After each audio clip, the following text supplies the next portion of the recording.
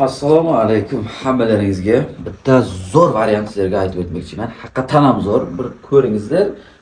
Ekranlaringizda ko'rib turibsizlar. Mana shu sabunlarni Tojikistonga jo'natyapti. Odamlar nereye korobka olyapti. Endi summasini aytganda gap hamma shundoq. Mana shu bir korobkasi 2200 rubl. İçinde 60 tane sabun bo'ladi. Sabunlar ham priyatni molda javobi bor ekanda. Shuni aytib o'tdi, bilmadim cho'shqonam javob berishi bormi? Bir dedi molda javobi bo'ladi dedi. Har bir sabunning vazni 200 grammdan. Endi shuni ko'paytiring. 60 tane 2200 rubl. Pakirovat qilsa, zakasni bersa shu o'zimizda Tojikistonda deyil hamma rayoniga olib beryapti.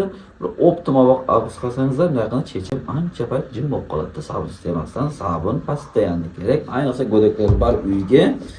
Xullas zakasni berib qolingizlar va bundan tashqari variantlar borda. Masalan, xolodilnik bor, oldindan bo'lib kelgan.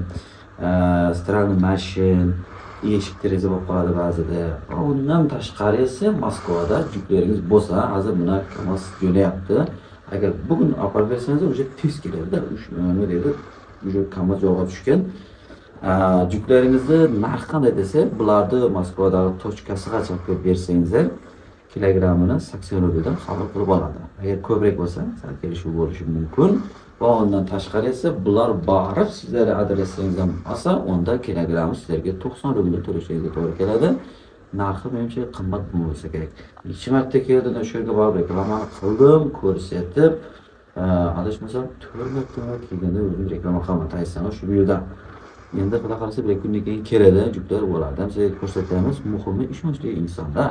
Ne'mataylarni o'sha lenslar juda yaxshi taniydi. Men lensga borsam shu ne'mataylarni reklama qilgan bacha deb tanqid qilganlar. Xullas jigarlar, mana shu insonlar juklaringizni jo'natib qolingizlar. Sabun kerak bo'lsa sabun zakaz beringizlar. Stralniy mashin, xolodilnik aytmoqchi bo'lgan gaplarimiz shulardan iborat edi. Qaysi biri ma'qul? Jigarlar, hammasi mana shu oilaviy chiz. Yaqinda mana shu oilangizga jo'natib qolingizlar deymiz. Tapqan tayinlaringizni ko'chada ko'rganmiding?